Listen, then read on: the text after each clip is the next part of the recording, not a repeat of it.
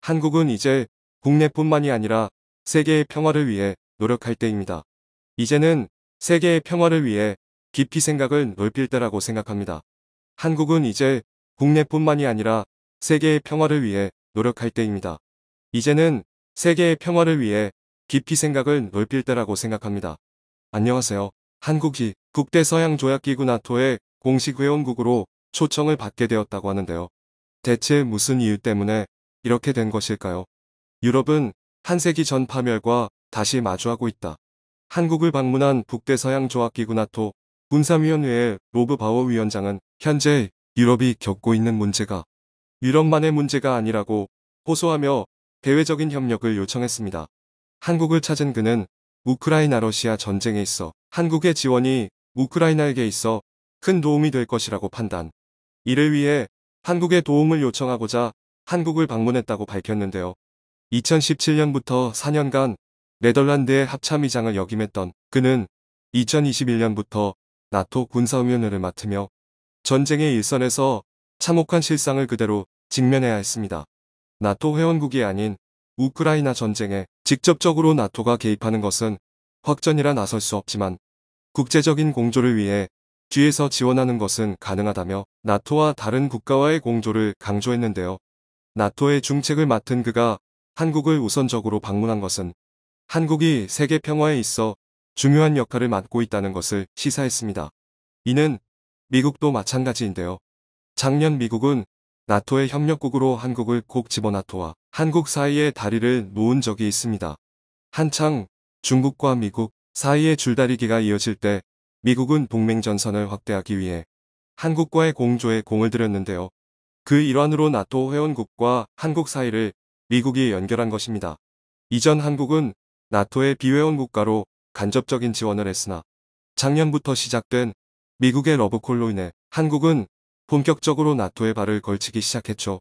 오커스와 쿼드를 비롯 아시아 태평양 국가들과 다자관계를 구축하며 연대를 쌓던 미국은 한국을 다자 동맹관계의 한 축으로 만들기 위해 토니 블링컨 국무장관을 비롯 고위관리들을 한국에 보내면서 한국 고위층과 소통을 이어갔는데요.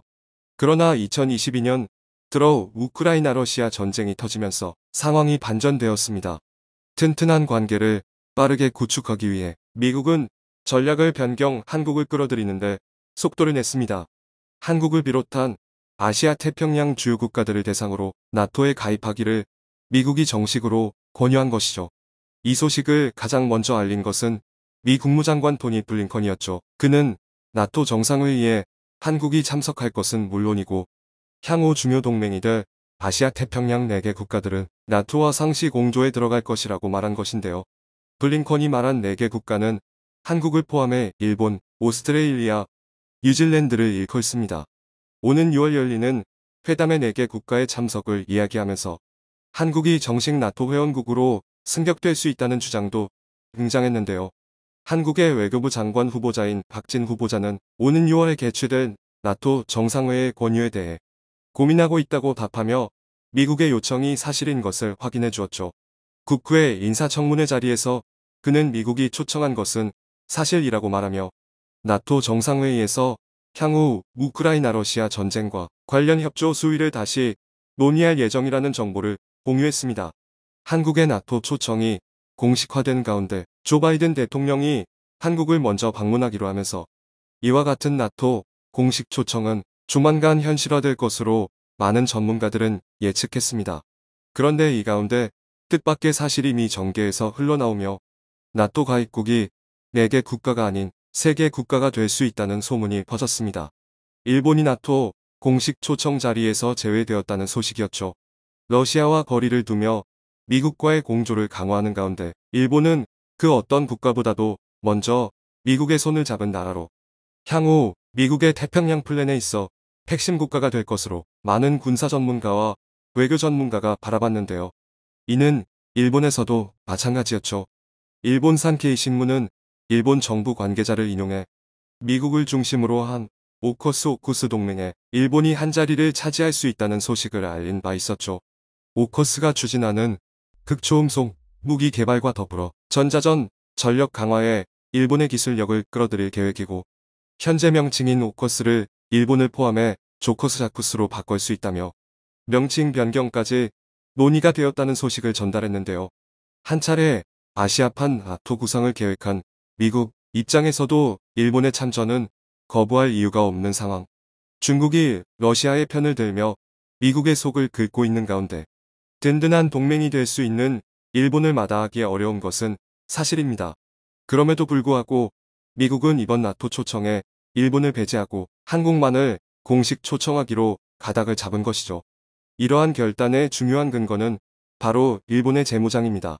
미국과 달리 일본이 독자적으로 재무장을 추진, 심지어 미국이 제일 민감하게 생각하는 핵무장까지 이야기하며 일본이 급격하게 과거 일본 제국주의 시절로 돌아가려고 했기 때문입니다. 제2차 세계대전 당시 일본의 진주만 공습으로 많은 미국인들이 다치거나 죽었던 사실을 기억하는 미국은 일본의 재무장에 대해 경계를 늦추지 않았는데요. 중국을 견제하기 위해 적을 늘리지 않아야 하기에 미국은 일본과 공조를 늦추지 않으며 협력을 강화했던 것이죠. 그런데 최근 일본이 미국 몰래 군사력을 이동, 대만과 가까운 최남단 지역에 병력을 집중시키고 있다는 사실이 드러난 것입니다. 미국은 이 사실을 모르고 있다가 알게 되었다고 하죠. 일본 최남단 오키나와에서 비행기로 1시간을 더 들어가야 나오는 미야코 섬에는 육상 자위대 미사일 본부가 들어섰는데요. 최근 이곳의 무장이 강화되고 상설 자위대원이 늘었다는 첩보가 들어온 것입니다. 휴양지로 알려졌던 섬이 요새로 변모했다고 하죠. 일본 최서단에 위치한 요나군이 섬 역시 일본 자위대 부대가 배치, 미사일 부대는 물론이고 전자전 부대를 배치했다고 합니다. 명목상 이유는 중국의 확장 정책을 견제하기 위해 군사를 배치해 자국 영토를 보호하겠다는 이유였는데요. 미국은 이 사실에 대해 전혀 보고받지 못했다는 게 문제였습니다. 심지어 기시 노부오 일본 방위상은 일본이 독자적 방위력을 갖추기 위해 전략을 재검토해야 한다고 말하며 강한 일본군을 다시 만들어야 한다고 나서기까지 했는데요. 해상과 항공의 우위를 확보하기 위해 상황에 따른 기동 전개를 상정, 이를 위해 군사 숫자를 늘려야 한다고 말하며 전략 기지 확보를 위해 일본이 재빨리 움직여야 한다고 주장했습니다.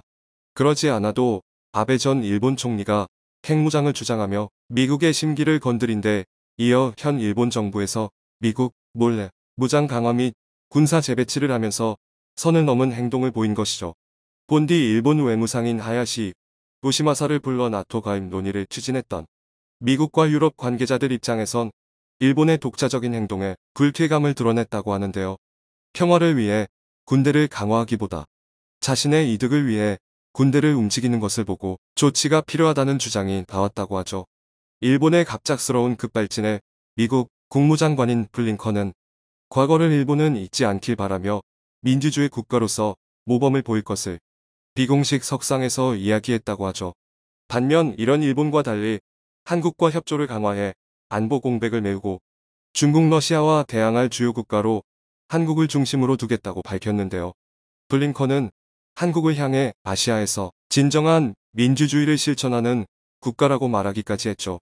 커트 캠벨 미 백악관 국가안보회의 NSC 인도태평양 조정관도 미 전략국제문제연구소 시스스 대담 자리에서 한국의 가치를 높게 평가했습니다. 그는 우크라이나-러시아 전쟁에 관한 이야기를 펼치며 우크라이나-러시아 전쟁은 유럽에 포커싱을 두는 것이 아니라 인도태평양 지역에 포커싱을 둬야 하는 전쟁이라고 밝히며 미국의 관심은 어디까지나 인도태평양 지역에 쏠려 있다고 주장했죠. 여기에서 조정관은 한국이야말로 인도태평양 국가들 가운데 중심축 피봇인 국가로 평화에 막대한 기여를 한다고 주장했습니다. 의례적으로 일본과의 우호 관계를 강조했던 예전과는 달리 한국과의 협조를 유달리 강조하는 모습을 보였다고 하죠. 이런 미국의 갑작스러운 변화에 일본은 충격을 받았다고 합니다. 최근 제이크 설리번 국가안보보좌관과 아키바 다케오 일본 국가안전보장국의 NSS 국장이 실무회담을 위해 워싱턴에서 회담을 했을 때도 일본은 나토와 관련해 어떠한 이야기를 듣지 못했다고 밝혔는데요. 나토 배제 소문을 들은 일본은 미국에게 이용당한 것이라며 울분을 감추지 못했다고 합니다. 미국은 일본의 군사적 도발에 대해 언급, 스스로 제정한 평화헌법 구조를 벗어나 양적 팽창을 하는 것은 간과하기 어려운 일이라고 말하며 일본이 태도를 고치기 전까지 나토 합류는 고려하지 않겠다고 선언했다고 하죠. 반면 한국에 대해선 나토 정식 가입은 물론이고 향후 인도태평양 경제 프레임워크 입법 구상에 있어 한국을 중심으로 태평양 계획을 수립하겠다고 밝히며 군사적 경제적 협력을 이어가겠다고 미국이 확언했습니다. 일본을 제치고 한국이 동아시아 평화의 주춧돌이 되는 가운데 한국이 세계 평화에 기여할 수 있는 국가가 되길 바라며 선진국으로서 제 역할을 다할 수 있기를 기원하겠습니다. 청중의 일부 의견. 지금 무기를 양산할 수 있는 나라로 대한민국이 중요한 것임. 우러 전쟁에서 무기를 만들어 지원할 나라로 한국이 중요한 것임. 무기 대여법에 우크라이나뿐 아니라 폴란드, 슬로바키아, 발트 3국 등이 포함됨. 비록 러시아랑 군사정보 교류 협정을 맺긴 했지만 나토 가입은 긍정적. 러시아가 거기에 대해서 아직 아무런 말도 안 하는 이유는 한국에 대한 신뢰가 바탕이 되지 않았나 싶네요. 혹시 문제가 된다면 그때 다시 고려하면 되죠.